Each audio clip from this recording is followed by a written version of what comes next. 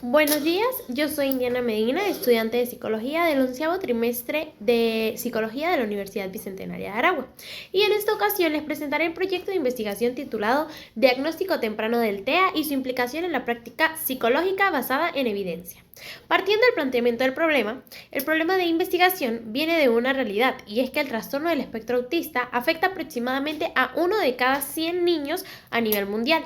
El diagnóstico temprano es clave porque los primeros 3 años de vida hay una máxima plasticidad cerebral. Sin embargo, existen muchas dificultades. Por ejemplo, los psicólogos no siempre están capacitados en herramientas estandarizadas como el ADOS o el ADIR. Muchos todavía no usan solo la intuición clínica sin contrastar con evidencia, y además circulan mucho los mitos. A partir de esto, nos preguntamos, ¿cuáles son las barreras formativas? ¿Cómo influyen los criterios clínicos no sistematizados?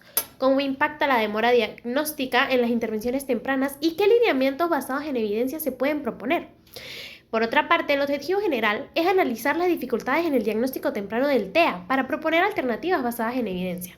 Y los objetivos específicos son identificar barreras formativas, describir la influencia de criterios no sistematizados, examinar el impacto del diagnóstico tardío y formular recomendaciones alineadas con la neurodiversidad. La investigación se justifica porque acortar la brecha diagnóstica permite aprovechar la ventana de plasticidad cerebral, desmontar estigmas y aportar lineamientos concretos para la psicología infantil. Desde la perspectiva teórica se abordan los siguientes temas. En primer lugar, los fundamentos del diagnóstico temprano. Según Buffel y Naranjo y la OMS, el TEA es una condición del neurodesarrollo que se manifiesta con dificultades en la comunicación e interacción social, además de conductas repetitivas o fijaciones. La detección antes de los 24 meses mejora muchísimo el pronóstico, y la plasticidad cerebral es máxima hasta los 3 años. Por eso urge implementar programas de despistaje poblacional. En segundo lugar, tenemos las barreras en la formación profesional. Pacheco, González y Lord nos dicen que los instrumentos claves son el ADIR, que es una entrevista a los padres, y el ADOS, una observación directa al niño. Pero existen otras barreras como la falta de capacitación, los altos costosos, la ausencia de educación continua en los centros de trabajo y la resistencia del cambio por parte de algunos profesionales. En tercer lugar, tenemos la influencia de criterios clínicos no sistematizados. Montagut explica que confiar solo en la intuición subjetiva genera sesgos importantes, entre ellos el sesgo de género, de comorbilidad y de severidad. Por eso, el método científico actúa como un filtro de validez. Ahora bien, en cuanto al impacto del diagnóstico tardío, según el Instituto de Evaluación Tecnológica en Salud, las consecuencias son la pérdida de plasticidad cerebral y el retraso de habilidades comunicativas y sociales. La intervención basada en evidencia por excelencia es el análisis de conducta aplicado, el ABA. Si el diagnóstico llega tarde, el inicio de las terapias también se retrasa y por ende su efectividad disminuye. Además, el paradigma de la neurodiversidad propuesto por Cohen nos dice que el autismo no es una enfermedad, sino una variación natural. Por eso, el diagnóstico debe comunicarse de forma positiva, destacando, por supuesto, las fortalezas. En relación a los lineamientos para una práctica basada en evidencia, Steinbrenner y colaboradores plantean principios como integrar la mejor evidencia, la experiencia clínica y las preferencias de la familia. Las recomendaciones incluyen capacitarse en herramientas de despistaje, ante la sospecha de TEA, no esperar y evaluar con instrumentos estandarizados, documentar todo el razonamiento clínico, actualizarse cada año en cuanto al TEA y la neurodiversidad y, por supuesto, comunicar el diagnóstico con empatía. En cuanto a la metodología, el enfoque es cualitativo, el tipo de investigación es documental y el nivel es descriptivo-explicativo. Se opta por 3 métodos lógicos del pensamiento: el analítico sintético para descomponer el problema en barreras, sesgos e impacto y luego integrarlo en lineamientos; el inductivo deductivo, partiendo de observaciones y estudios previos para llegar a conclusiones generales y contrastarlas con la teoría; El hermenéutico para interpretar textos científicos sobre el TEA. Y por supuesto venimos con lo que sería el procedimiento, que se organizó en 3 fases.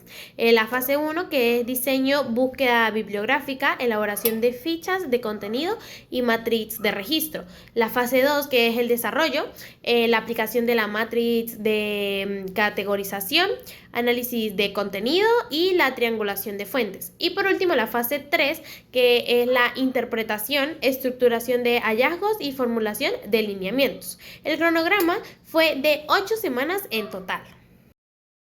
En cuanto a la matriz de categorización y las técnicas, por cada objetivo específico se definieron dimensiones e indicadores.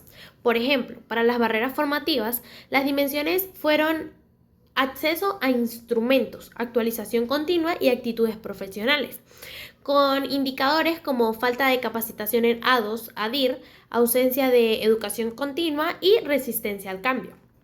Para la influencia de criterios no sistematizados, los indicadores fueron sesgos de género, comorbilidad y severidad, y la dependencia del juicio subjetivo. Por su parte, para el impacto del diagnóstico tardío, medimos lo que es la pérdida de plasticidad cerebral y el inicio tardío de las terapias ABA. Y para los lineamientos se trabajó con la formación, el procedimiento diagnóstico y la comunicación ética, incluyendo el enfoque de neurodiversidad. Las técnicas e instrumentos empleados fueron revisión documental sistemática, las fichas de contenido para registrar autor, año, ideas principales y citas, y por supuesto la matriz de análisis categorial para organizar la información por dimensiones. Finalmente, al culminar este trabajo de investigación, se pudo llegar a las siguientes conclusiones. En primer lugar, se identificó una brecha persistente entre el conocimiento científico disponible y su aplicación en la práctica clínica diaria. Esa brecha se debe a barreras económicas, curriculares, institucionales y actitudinales, como la resistencia al cambio y el exceso de intuición. Segundo, los sesgos diagnósticos más frecuentes son el de género, el de comorbilidad y el de severidad, pero pueden mitigarse usando instrumentos estandarizados y aplicando el método científico.